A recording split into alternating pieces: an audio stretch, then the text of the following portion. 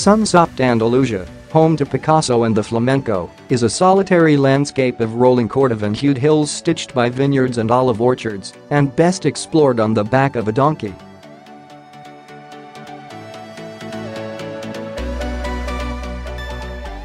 At 204 miles per hour, Andalusia sprays at you in a brown and green smear. At 204 miles per hour, even freshly rolled pavement, paid for with lavish European Union loans, feels perilously lumpy as the subtle mounds and sags that are invisible at sane speeds become terrifying whoop-to-dose.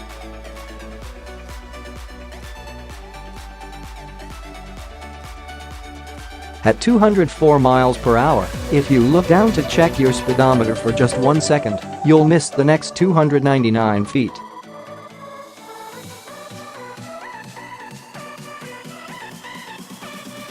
Our cerebral cortexes flirt with signal overload at 204, but a Bugatti Veyron 16.4 Super Sport is just getting its wind up and will accelerate another 54 miles per hour before tripping its electronic speed limiter.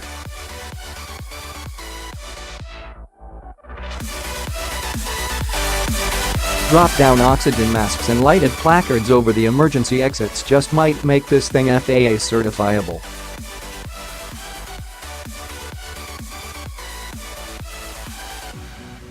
Since 2005, Bugatti has put 243 Veyrons into customer hands, enough to constitute a focus group of sorts.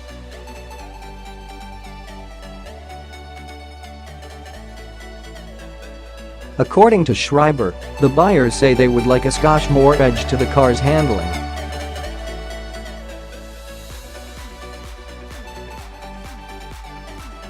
We feel their pain. Every Veyron we've encountered is accelerated like a line drive off the cricket bat of Shiva, but is steered no better than your average Lexus.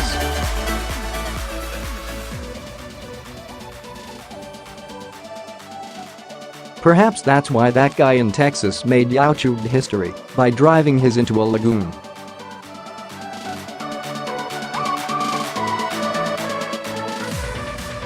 Either that or he is just an idiot. Whatever. Bugatti says the Super Sport embodies everything it has learned about the Veyron and its customers over 5 years.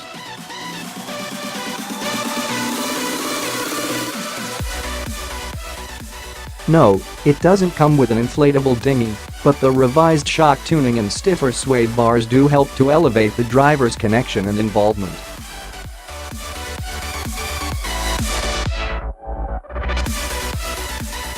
The nose dives for turns with far more enthusiasm, and body motion is better controlled, giving the pilot a clearer sense of where the threshold lies between acing a fast corner and flying off into low orbit.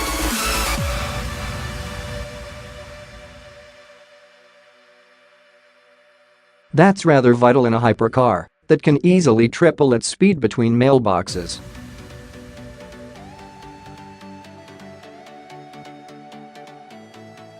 So are brakes, and the Super Sport's carbon composite discs, 15.7 inches in front, are literally breathtaking.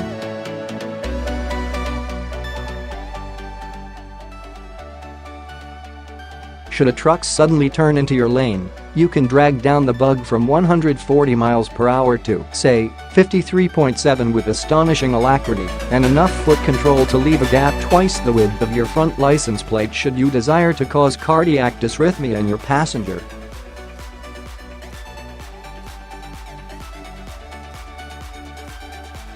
To get the Super Sport to its 268 miles per hour production car land speed world record, real production Super Sports are limited to a tire-saving 258 miles per hour. Bugatti did a little smoothing of the Veyron's Humpty Dumpty shape.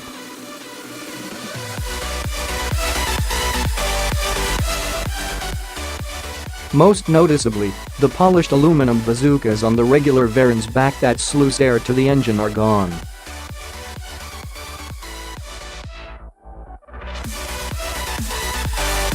In their place is a sort of carbon fiber turtle shell that forms a tunnel through which the driver sees what he just left far behind and which is cut with flush-fitting twin knocker ducts.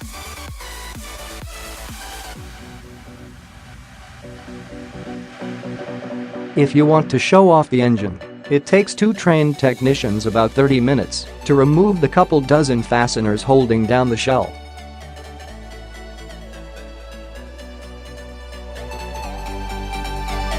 Nevertheless, Schreiber says the ducts increase power by creating a greater ram air effect than the bazookas, while also offering reduced drag.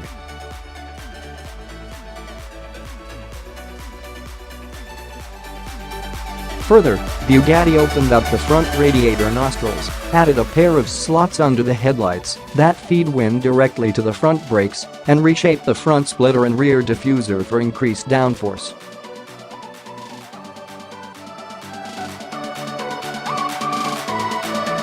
With the reprogrammed rear wing deployed, the body generates 882 pounds of downforce at its top speed.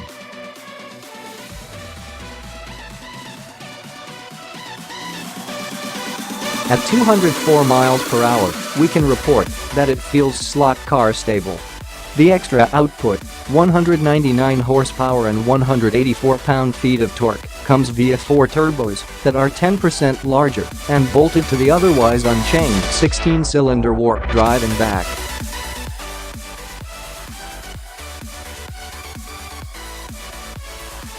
A less restrictive exhaust contributes as well. Fuel pressure is turned up, and an extra pair of in-tank fuel pumps, there are 2 in the base car, 4 in the Super Sport, to the juicing.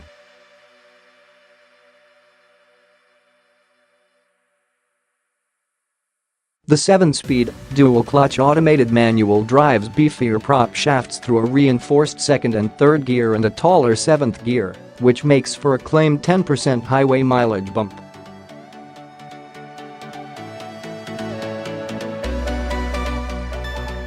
With its carbon fiber outer panels, the Super Sport is 110 pounds lighter than the base, aluminum-bodied Veyron.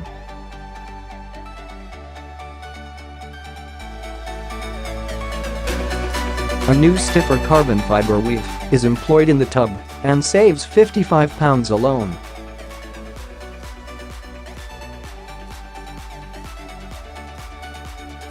Bugatti also relocates the rear differential cooler from the passenger side grille to the rear diffuser, which reduces plumbing hardware, and unique wheels shave a net 25 pounds.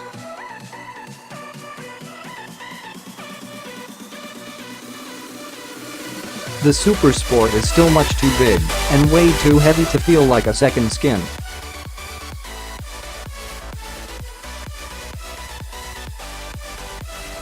With its high sills and dash, it feels more like a really fast jacuzzi. It's loud inside, and not the delicious kind of loud you get in a Ferrari.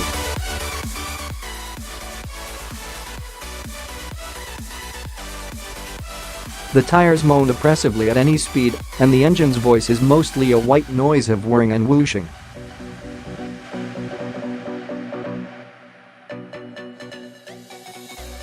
It exists mainly as an object art for its owner and a one-car circus parade for the fawning public.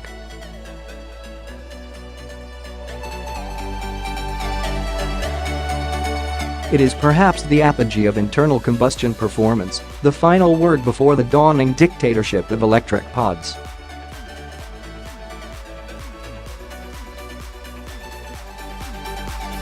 It is a Bugatti.